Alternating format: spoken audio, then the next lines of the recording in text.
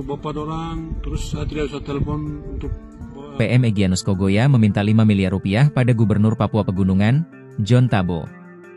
Satgas Operasi Damai Kartens 2025 pun langsung mendalami beredarnya video pesan terbuka itu. Sementara itu, dalam sebuah video lain, Egyanus Kogoya mengatakan dirinya tak pernah meminta uang tersebut. Dalam pernyataannya, Egyanus Kogoya menyebut bahwa uang 5 miliar rupiah ini akan digunakan untuk acara bakar batu.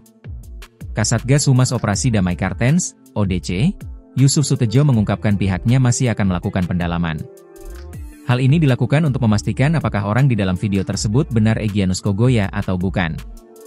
Kita dalami dulu, apakah benar Egyanus Kogoya? Kita analisa dulu juga ya kakak, apakah video tersebut video baru atau bukan, ujarnya pada Jumat malam. Dalam narasi permintaan uang itu, Egyanus meminta total 5 miliar rupiah pada John Tabo. Panglima Kodam 3 Endugama Derakma itu menyatakan bahwa acara tersebut akan digelar di kabupaten dan provinsi. Dalam pernyataannya, Egyanus Kogoya tak bisa mengirim surat atau telepon karena adanya banyak penipuan. Sehingga Egyanus Kogoya merekam dengan video. Kami hanya butuh uang 5 miliar rupiah saja, ungkapnya.